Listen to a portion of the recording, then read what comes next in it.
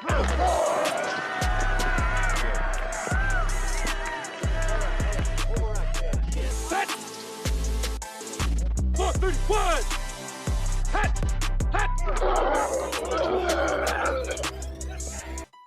what's up, everybody? Welcome to the Sunday Morning Quarterback. We are a podcast of three pastors who love ministry, leadership, and sports. Fellas, it is great to see you today. Hope y'all are feeling well. Adam coming from his living room. Adam, how you doing today, sir? I'm doing great. The Atlanta Braves swept the Mets over the weekend, so Yes. A little bit of redemption. Dad coming all the way from Charlotte Road. They're in Nashville, West Nashville. How you doing today? I'm doing great. Titans got to win. Cowboys on a roll. Doesn't get any better than that. Awesome. Well, very cool. We're going to jump into sports, but just to segue real quick, we have a real special guest coming up at our ministry and leadership section. We are going to be bringing on Mr. Bob Moon, who's the discipleship pastor at Covenant Baptist Church there in Nashville. But fellas, it was a wild football weekend again, so let's jump into it. Adam, what stuck out to you? NFL, college, football, across the board. What stuck out to you this weekend? yeah, I'm going to stay in the college realm. I'm going to hit on the Clemson-NC State game because NC State, of course, is not a major powerhouse, but it has been a good and a rising program over the last 5 years. And so they started in the preseason top 25, and I think over the last handful of years, they finished there as well.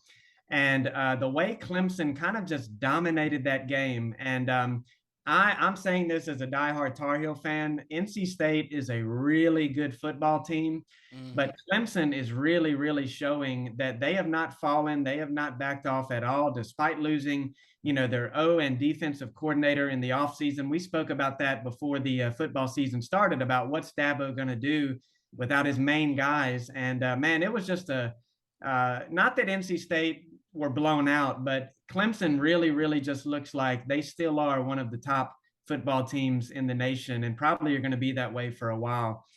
Secondly, and this is maybe on the opposite end, is Georgia over the last 2 weekends has looked very beatable, which is just strange to say because the first few weekends they looked unbeatable. But now they're eking out these wins against lower tier SEC schools. And we talked about how their schedule is so soft, and so they've got to tighten some things up this week. And, in the next coming weeks, they're going to hit the hardest part of their schedule. But to me, I'm just surprised by that because, they looked so good, but now I'm starting to question whether or not they're going to actually repeat. I'm not saying they can't, but it's something that we need to keep an eye on. Hey, let me jump in, Dad, before I pass it to you. So my whole church is all Georgia fans. Like, they eat and breathe it. So by about the third quarter, I shot out a text, and, man, they were sweating. And really it comes down to their line. They were getting whooped up front. And poor Stetson Bennett, not people that don't know much about football will say, oh, switch him. Well, he didn't have time, and he was getting hit all over the place. But to their credit, they could have folded real quick in the third quarter, but they slowly picked up their offense, and they, Missouri could have ended it, and they didn't. And so Georgia responded like a champion, and so I was impressed by that, even though it was Missouri. But man, yeah, that was real close, and it could have been real bad. But college NFL. Let me add two more things if I can. All right. Over half of my church are Virginia Tech fans, and I know many of them are listening. So I showed up at church yesterday with my Tar Heel tie on and my Carolina Blue Jordans on, and even gave a little illustration in my sermon about the score of the game. And I don't hate Virginia Tech or anything, but this isn't so much acknowledging how great UNC are because their defense is still very questionable. But Drake May, he's going to be playing on Sundays. He is an excellent quarterback. He can make all the throws. And then I got to shout out also my Liberty Flames. We beat Old Dominion. That's a tough team. That's a Virginia team. And we were the #1 spot on the SportsCenter top 10 with an amazing catch. Oh, so, yeah, that was a – Got to shout out the Heels and the Flames. Yep, and you were there for that catch live in person. No, I was not. Oh, you were not. Okay. I mean, you're practically like on the booster club now there at Liberty. But anyway, we'll save that for another day. Dad, what about you? What stuck out NFL? Well, let me just take a second for college real quick. Okay, that's fine. Let's talk college. I think it's interesting. Adam's right. You got North Carolina State. They're playing good ball. You have Wake Forest playing good ball. But you also, I thought the game of the day for Saturday was the Kentucky Ole Miss game. And unbeknownst to me, I knew Kentucky was up there, but I did not know that they had made it to number 7. And Ole Miss is up there, and Mississippi State. And so I really enjoy some of these teams that have been on the bottom end of it, really coming up. And then you turn around and you see Oklahoma getting waxed. And so it's kind of interesting how things are playing out. And I'm excited to see some of these lower level teams really get some shine and playing some good ball. Now, flipping to the NFL, what concerns me are the Eagles. The Eagles are 4-0. They're playing good ball. They're a well-rounded team, good offense, good defense. And they won against a good Jacksonville team. And it was just an ugly ball game, but good teams find a way to win. And so that's really concerning me. So I don't think the Eagles are just riding on some momentum. I think they're going to be there for the long haul. But let me just say this. I think Dallas, not being a homer, I think they're rolling really good right now. It really depends on Dak. If Dak comes back and can be that MVP type of player or that all-pro player that we have seen him to be, I think Dallas can make some noise. And, of course, Kansas City came roaring back after their loss. And I think Buffalo, it's going to be interesting to see how Buffalo, did they take a step back or is it just injuries? But so there's a lot of parity in the NFL. And so I'm kind of excited to see who's going to make the most adjustments, who's going to stay healthy, and who's going to make that Super Bowl push. Dad, you're being far, far too kind, because there's a few weeks ago when Adam came on and he was just uttering, is what Stephen A. says, is blasphemy. So I'm not going to let him go any further. I kept receipts and I sent it to y'all last night. After Dak got hurt, Adam's like, oh, y'all thought y'all were going to go 10-6. Well, Adam, you know what I got to say about that? How about them Cowboys, baby? 3-1. Where you at? Your Panthers are stinking. Baker Mayfield's, he's a bandwagon Eagles fan because Baker Mayfield's throwing picks all over the place. Notice he don't have his Panthers, but he's already jumped ship. He's already moved on. So just throwing that out there. The Chiefs like, oh, you're going to buy me all the cheeseburgers. Hey, you're going to be buying us cheeseburgers, baby, because you didn't have faith. We could see it. And so anyway, just throw that out there. But, hey, Buffalo, though, they responded. They came back. They held Ravens to scoreless in the second half. And so that was a real interesting game. And then, man, another storyline is Adam's pick. Adam's just whiffing this past week, man. The Broncos, woo! Hot garbage on offense. Nathaniel Hackett might not even make it out of the first season there. And I don't know, man. Is it okay? Real quick, do y'all think it's Russ or do y'all think it's the offense? Because where's Russ at? What do you think, Adam? I think it's a little bit of both. But I saw that their running back Javonte Williams, Tar Heel, he is out for the season now. Yep. And then I saw a stat that said Melvin Gordon, who is now going to be their number 1 back, he was their late down back. He has fumbled, I think it said 5 times in the last maybe 5 games or something like, and almost every one of those fumbles was lost and like 3 of them were returned for a touchdown. So I think they're still trying to find their identity. And unfortunately for them, they're in a type of division where if they don't figure that out very soon, they're going to be behind the wheels. So, I'm not a Broncos fan. I do like Russ, and I did pick them to win that division. I think they still can because just last week they were in first place. But I think it's just a mixture of a lot of different things. Let me add, Joseph. All right. I actually don't blame Russ at all because Tom Brady, as great as he is, the GOAT, it took him most of the year to figure it out. You know who I blame? I blame some of the coach, but I also blame the defense. They played the Raiders, who have the worst offensive line in pro football, and the defense for the Denver Broncos were touting that they believed that they were the best defense in the league, and the Raiders ran all over them. So Russ took them and got the score they needed, and then the Broncos could not hold down the Raiders, who they hadn't won a game yet. And so I really blame the so-called strength of the team, the defense. And I think Russ is going to get it. He's too good. But if that defense don't hold together and hold the line during this time where they're figuring things out, they're in big trouble. Yeah, and kind of funny, we talk so much about the AFC West.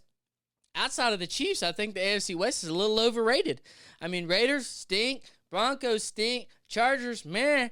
And so that's been a little letdown. And dare I say, the division that nobody saw coming, the NFC, no longer least, but the NFC East. And so definitely a lot better, the NFC, whatever conference the Panthers are in. But anyway, quickly, let's segue, Adam. I'll throw it to you for our preacher picks. What games are you looking forward to going into next week? Yeah, so I'm going to stay in college again. This is when particularly the SEC gets to the heart of their schedule. And, we've talked a little bit in recent episodes about Tennessee UT. and how they've risen a little bit. They had a huge win against Florida. So now they're going to go down to LSU, which is, in my opinion, the most difficult place to play on the road. And we're going to find out what they're made of. I think if they win this game, it's going to leave them in the top 10 for the rest of the season, which is a huge accomplishment for them. And that's still with having to play Alabama and Georgia and Kentucky. But if they can beat LSU at LSU, the world is going to be on notice. Yeah. And they're going to then they're going to go against Alabama. And I'm not saying they're going to beat Alabama, but if they can get past LSU this weekend, it just does a lot for the program, not just this year, but in the coming years. And then second, let's go to Tuscaloosa. We've got this game with Alabama and A&M. We all know about the offseason chirping with Jimbo and Saban.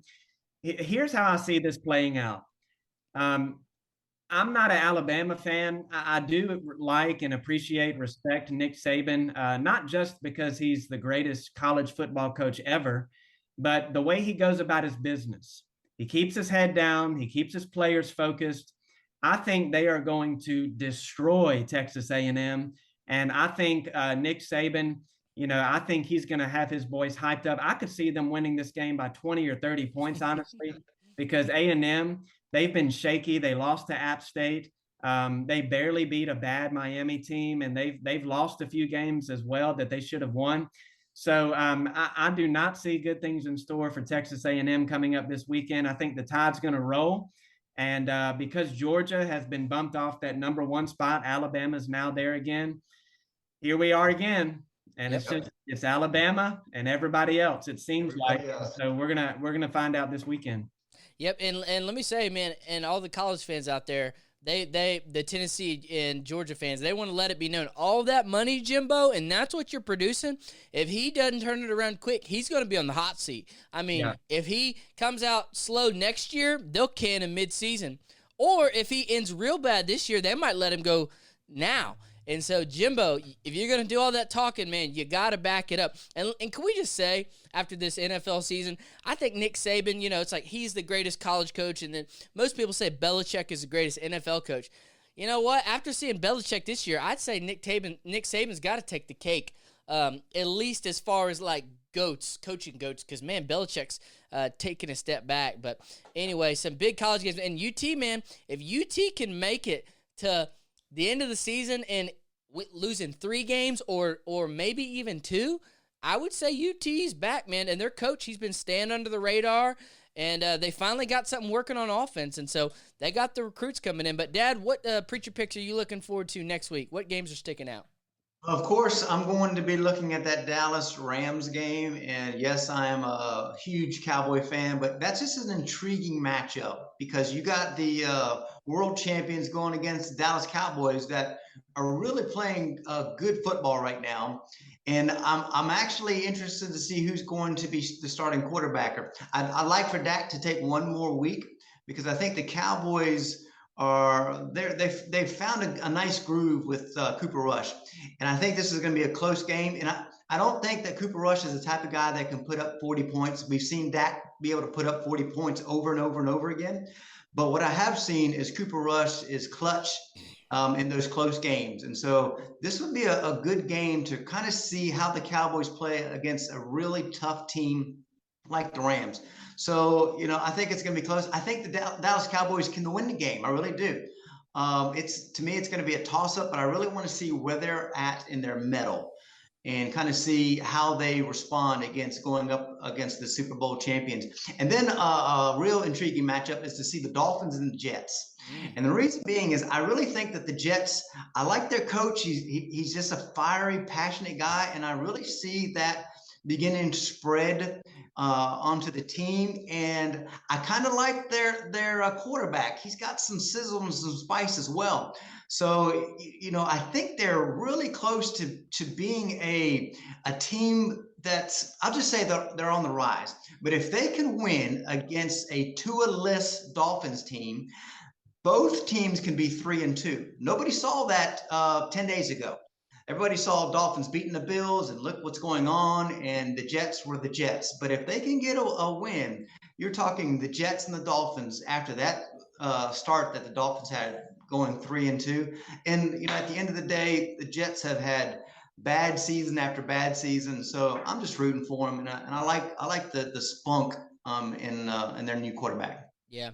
The first few weeks have been a lot of good games. Next week's a little interesting. I have a feeling there'll be a few blowouts. But real quick, Cincinnati and Baltimore. In my opinion, Lamar Jackson's been the MVP thus far. Even though they've dropped 2 close games to very good teams, he's playing out of this world. Cincy, are they back or are they a little shaky? A lot of people were thinking that they've really regressed. And then real quick, we got Philly and Arizona coming. Cliff Kingsbury better get it turned around quick or he's going to be on his way out the door. Dallas and the Rams, we talked about that. And then Raiders and Kansas City. I tried to tell y'all about Kansas City. Woo! Man, Pat Mahomes was looking like a magician last night, spreading the ball all over. But we know that the Raiders are going to at least get one of those games because it happens every year. So, it'll be interesting. I enjoyed the extra college talk. And real quick, before we wrap this segment up, we will be off next week for those of you who are active listeners. It's fall break, and gentlemen, I'm going on a cruise, and I'm going to eat a lot of steak. And so we'll be off next week, but the following week, we will be on with my good friend Russell Dixon, who is a senior pastor in Austin, Texas. But, Adam, you'll like this. He is not only a pastor, but a former, get ready, Major League Baseball pitcher for the Houston Astros. So he's going to come on and share a little truth serum about, Adam, how well your Braves are doing and who he thinks is going to be World Series champs as we get ready for some playoff baseball. So, fellas, good talks. Let's transition into our ministry and leadership segment. All right, everybody, welcome back. We are going to jump into our second segment where we talk about ministry and leadership.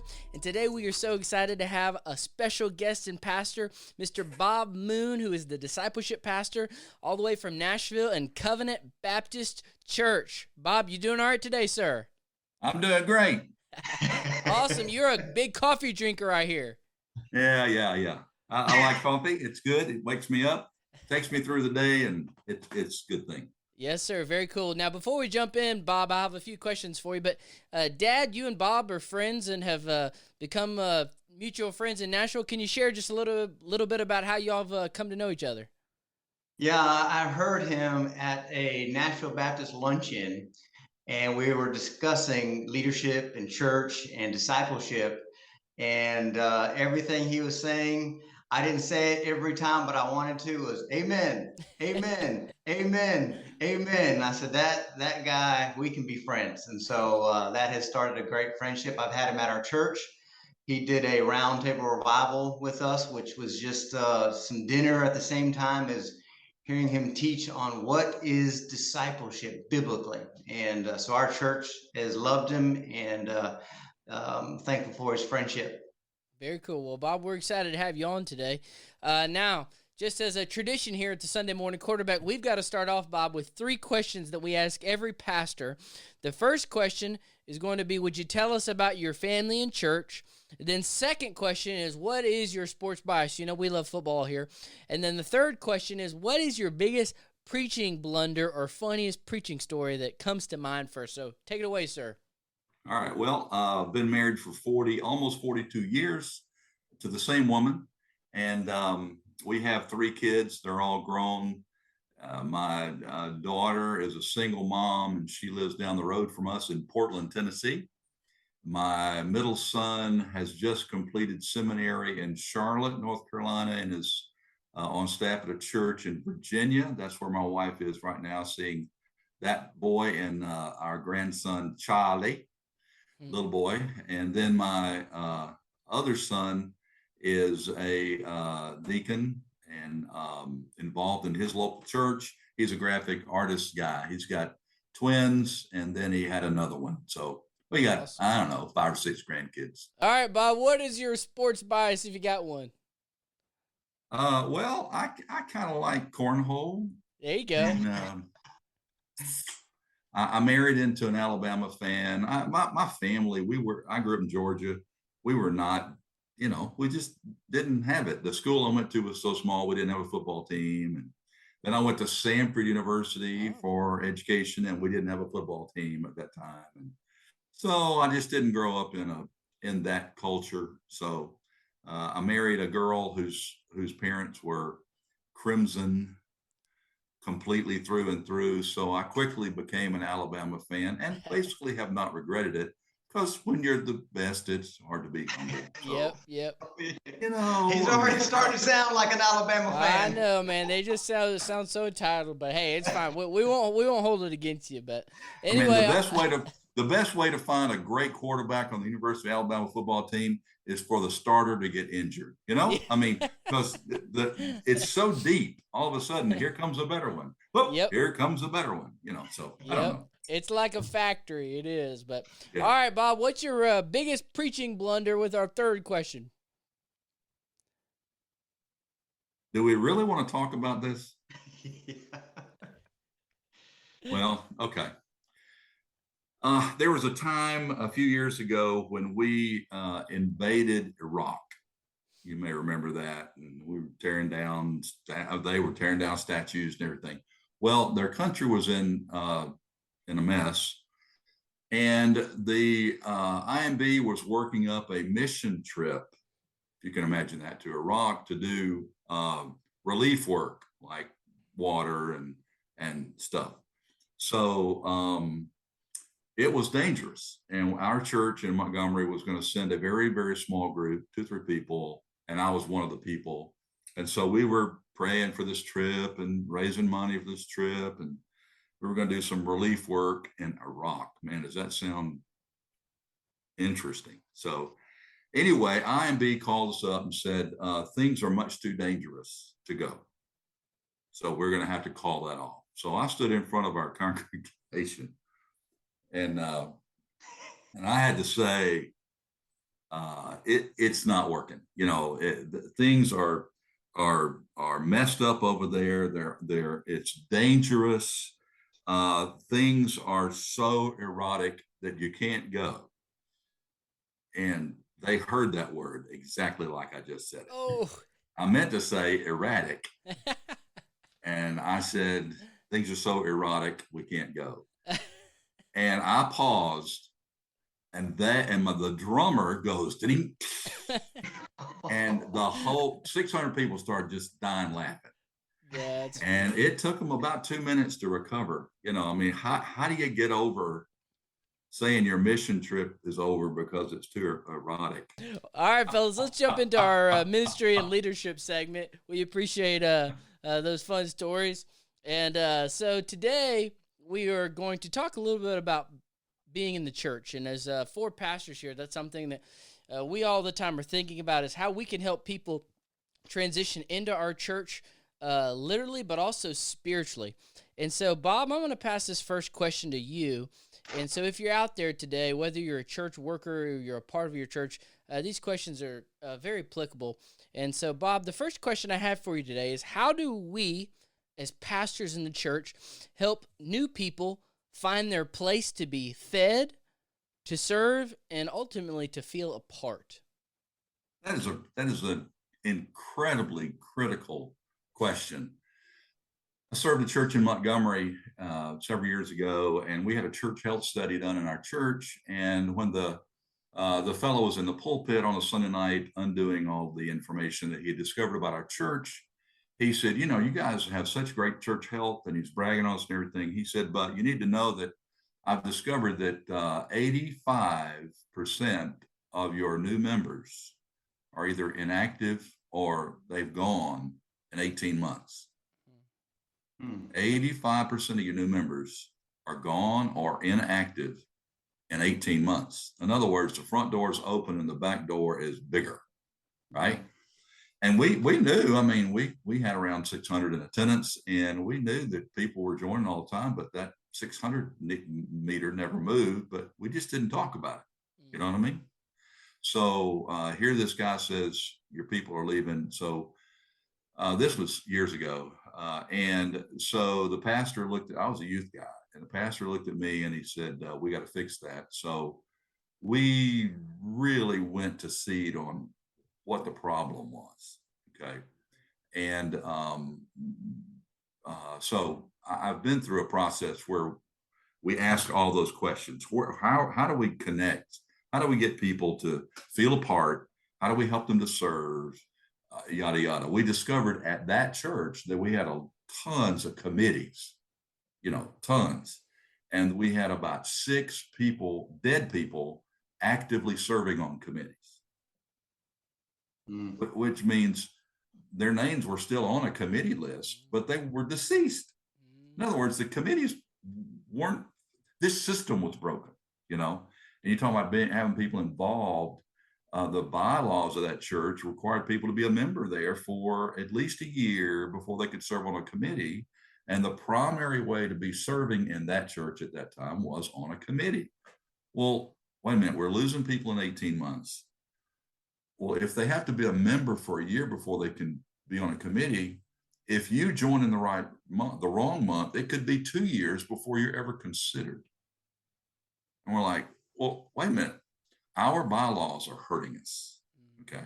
So we revamped that. So here's the good story. The good story is once we got our system in place and changed our priorities, outside of one family, the next 3 years, I was there for about 3 more years. To my knowledge, we did not lose a single new member. Wow. Because we said, we want you to go through a member process, and we want you to be serving on a ministry team within 6 weeks. 6 weeks. Now, we didn't meet that goal, but that was the goal, to serve in 6 weeks. So we completely restructured. We went from a ton of committees to 3, and everything else was called a team. And you didn't need to be voted on by the church to be on a team. I mean, what does it take to serve as a greeter?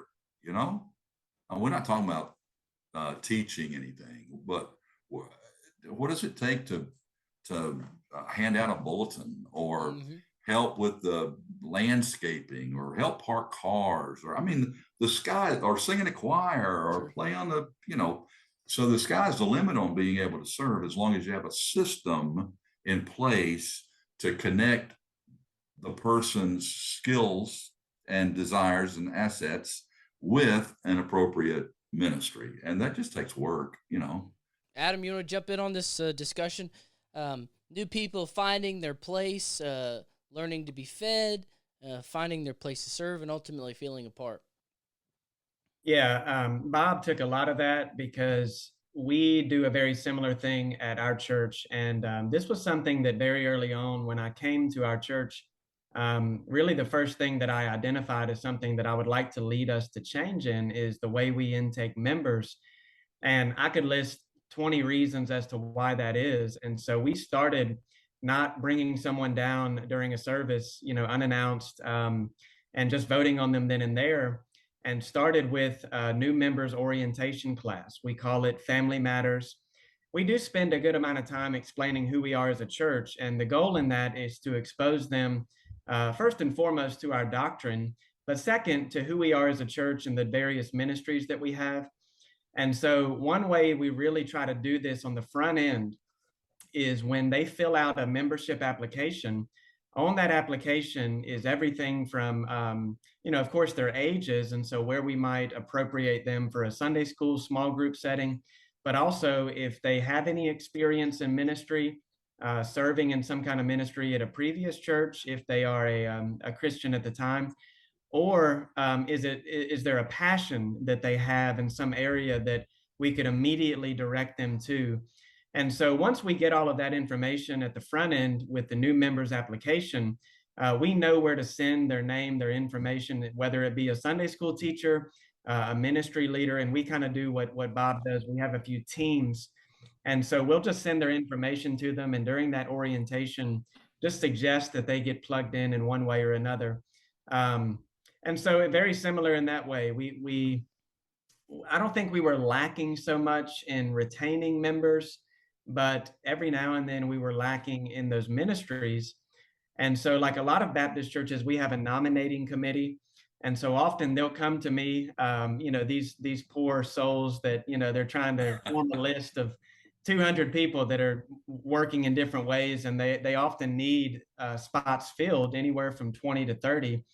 And so usually the first line of people that I'll give to them is those new members that maybe they've yet to plug in, or maybe they're doing something that isn't really time consuming. Not to say they're not doing anything, but they need to really, immerse themselves into the church a little more. So I'll send those names to the nominating committee. Yeah, that's good. Here at Burning Bush, we were getting a lot of people coming in visiting, but we were struggling to retain them. And so I just kind of started studying around. Some of the secret churches do a good job of having a good guest gift. And so we started doing these like little bags, and we have a coffee mug and all of our brochures. And sure enough, it began to kind of take fire. And what was happening was we were not able to get their information, and we weren't able to follow up. So I made like a little Connect card. We call our B3 Connect card. And man, sure enough, it became a part of our culture. And now people will come in and they'll get offered a gift bag like 2 or 3 times. And I actually ran the numbers. Out of the last 60 families that we have given a bag to, I want to say 65% of them over the past 6 months are either currently going to a group or regularly attending. And so that really helped us. And then if you're out there and you're a part of a local church or you're a part of the leadership, if there's one thing that you can do, and you guys you've heard these two guys kind of share it, it's do some type of class. We call ours a Connect class. We actually had a meeting today of just enlisting new families. And it's so important today, too, to share, Adam, you're passionate about this, but what we believe doctrinally as a church, so that when the people come in, they're not surprised when they, hey, what's your stance on marriage, or what's your stance on theology or doctrinal, what's your doctrinal statement? We'll walk through the Baptist faith and message, and that's probably one of the most important things to do. And I'll kind of segue to this, and Dad, I'll pass it off to you. But maybe if you're out there and if you're like, I attend, but I've never really plugged in, the best way I have found to get people, whether it's volunteering or get them in a group, is it's got to start with relationships. You're normally not going to get many people to sign up from a cold call or even announce in a service. But if you go to that person and, hey, man, what's your gifting? What are you passionate about? Or, hey, man, I have a spot that I think you'd be great at. And we've even seen a resurgence in our church of people that have been here for 20 years, all of their life, and they've never participated in a small group or never participated on a team. But if somebody goes to them and personally asks them, they're more open to it. But Dad, that starts with relationship. So what would you how is relationship important to all this? Because I know that's something that y'all do well at Charlotte Road. To me, it is everything. You guys talked about systems, and you have to have systems in place, proper systems. But systems is almost like bones without having any flesh. And so you have to have skin in the game. And for me, it's all about being intentionally walking families into their place of the church. So it's not just being intentional, but for me, it's being available. So if we have somebody new coming in, and I'm coming from not some mega church where you have, 2 or 3 families come in a week, maybe on a good Sunday, or you may have 2 families, 3 families a month say, hey, we've come, a time or 2, and we really are looking to plug in. So that's something you're talking 3 families a month. That's something that I think as pastors or leaders, we really have to be available and not just see them as a card to pass on to somebody else, especially as leaders. So for me, I try to not just be intentional on direction, but be available for them. So if they come in, I jot them down in my phone, and I'm constantly looking at them, praying for them, seeing where they are at. And then Sunday after Sunday, if they come that 3rd Sunday, I'm asking them if they want to go to lunch. directly after church. And so that fourth Sunday, if everything goes well, we're eating lunch right after church. So they're getting to know me at a personal level. And I can hear their story and hear their passions and kind of see where they're at. Because then for me, I go from being intentional and being available to being deliberate. So I'm hearing them. And so I'm trying to be deliberate in what small group can I place them in? If they're interested in the Sunday school class, which Sunday school class would they fit in the best? And so which small group I think they would fit in the best? Which Sunday school class would I fit in the best? Find out what gifts they have, what are the things they like to do. And so, I think that's really, really important to get to know them at a deeper level. So be intentional, be available, be deliberate, and then really walk beside them and help. It's almost like riding a bike. You come alongside of a young child learning to ride the bike, and you're with them, you're with them, you're with them, and you're with them. And once they got that bike and they're knowing how to ride, then you can let them go. And that's kind of what we do here at Charlotte Road. And I think we've had pretty good success. Mm-hmm. And the importance of all this is to segue into our next question is once they feel a part, then they are able to really just kind of allow their lives to transform. And that's going to take us to our next topic, which is discipleship. And Bob, you are a discipleship pastor, and so you obviously are passionate about this. And here's the question I have for you. Where does the Western church, our current church today, fall short or is maybe a little bit different than the New Testament church in their approach to discipleship? Well, in the first segment of your show, I want to ask Adam and Joe and Joseph. I want to ask all three of you. Are any of you presently playing on a football team? Nope.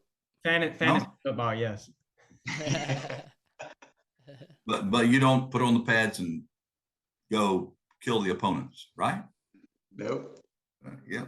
But you talk a lot about football, and you know statistics about football, and you know point spreads on football, and you know about coaches and moving, and you're wondering if the Texas A&M coach is going to punch the Alabama coach in the nose at this next game. I mean, you guys, the old word is you guys postulate a lot about sports, but none of you play. Hear where I'm going with this? Mm-hmm. The Western discipleship, you got folks that think that knowledge is discipleship. We are quick to do, hey, let's do a Bible study. And, we'll do anything from a John Piper study to a Beth Moore study to let's go do a study. And we walk out there going, wow, wasn't that great? But we really struggle to make application. We know it. We can talk about it all day long. We can go to church and enjoy listening to you three guys in the pulpit shuck corn. Man, that coach is right. He is right. The split left, double wide out, triple bypass. That works. That's great. But nobody ever runs that play. And I think the big, huge thing in the American church, the Western church, is that we have tons of head knowledge, but very few sweaty feet and calluses on our hands for actually simply talking about the gospel with people that are far from God. I'm not talking about running some kind of big ministry. I'm just talking about Joe and I were in a meeting today, and that's what the pastor said there. He said, look, we just want to talk about the gospel. I mean, we're not a big church. We can't offer whatever some big old church can offer, but we are the church. And the church is supposed to be about leading other people to Christ, making disciples. The first step of making a disciple is sharing the gospel. That's like the precursor, or the step one. It's not evangelism over here and discipleship over here. but evangelism is discipleship. It's just the first step of discipleship. And I think at best, in Western churches, we have decided that bringing people to church is the way to do it. You know, if we can just get them to come to church, then they can hear you guys preach the gospel. Rather than, why can't I just preach the gospel, you know, as I'm going? Why can't I speak the gospel? So I think the biggest thing, Joseph, is that we don't understand how to live the gospel. We certainly appreciate it. We can articulate it. We have strong theological stance on a lot of things, and we can talk about those issues. But when it comes to the Amazon delivery guy that's standing at my door handing me a package, if he actually were to look at us and say, I'd like to know something about Jesus, I think a bunch of our people, a Western church, would stutter. Am I being too cynical?